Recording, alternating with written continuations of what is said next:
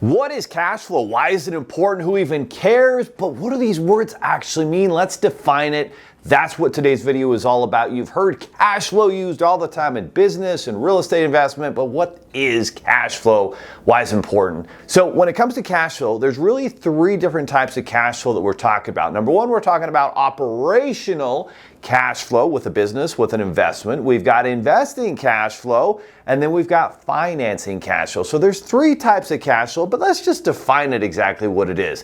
Cash flow is when you've paid all the bills, business, personal, etc. There is money left over in the business to reinvest back into the business, to take out as income, or to buy things that the business needs. And without that cash flow, your business is going down the tubes. So let's dig into operational cash flow and how important this is. Operational cash flow is really, at the end of the day, one of those cash flows that affects, the majority of business owners, the majority of real estate investments, because this is at the crux of how you are either succeeding or failing. There's money coming in, there's money going out, and at the end of the day, there better be more money coming in than going out. That is cash flow at its essence.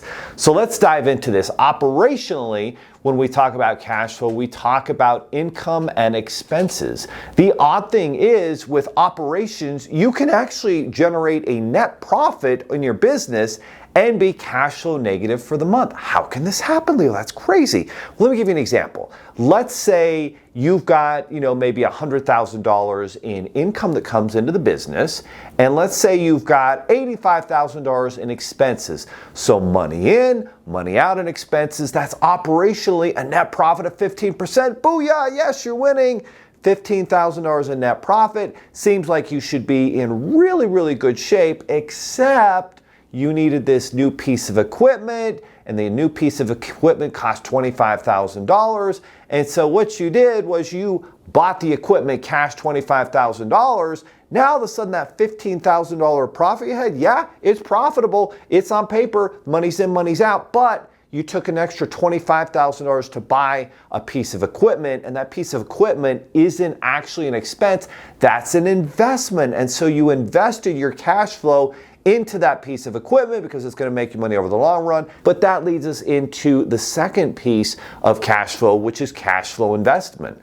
And so, for example, this is typically whenever you are buying a bunch of inventory, you're buying equipment, property, all those types of things that are going to be good for the business generally long term. But if you don't finance them and you invest all your cash into them, that's where you can get into a cash crunch very, very quickly. If you're in an inventory-based business and you load up on inventory for the next 3 to 6 months, there's going to be a big chunk of money go out the door. So even if you're profitable, you may not actually have cash left in the bank account after you purchase that inventory.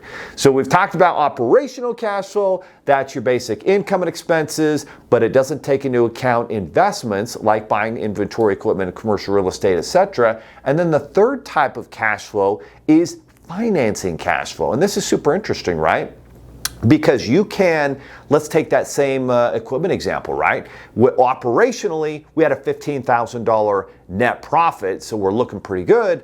We know we need to buy this $25,000 piece of equipment, and so instead of throwing all $25,000 of cash into and emptying the bank account, what if I finance that piece of equipment? And on that $25,000 piece of equipment, I take $2,000 each month and I put it towards a payment on the loan.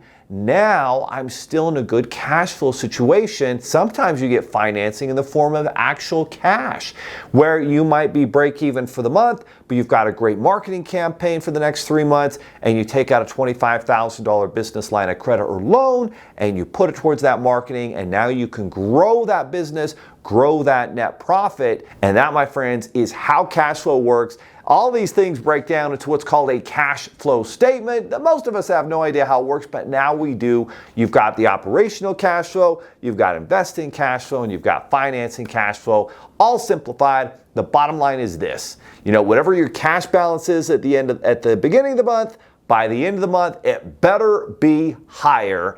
And you better be able to make good decisions that lead to that. And that's balancing when you need to pay cash or finance a piece of equipment. And it's also balancing when you need to finance growth or you're able to do it with cash. And that, my friends, is why unlocking cash flow insights to make good decisions about cash flow forecasting lead to success. The good news is I actually created a free book for this. It's at cashflowsecrets.com, and I share the 3 cash flow secrets that help me to build an 8-figure business and that can help you generate 7 figures of cash flow in your business within any industry.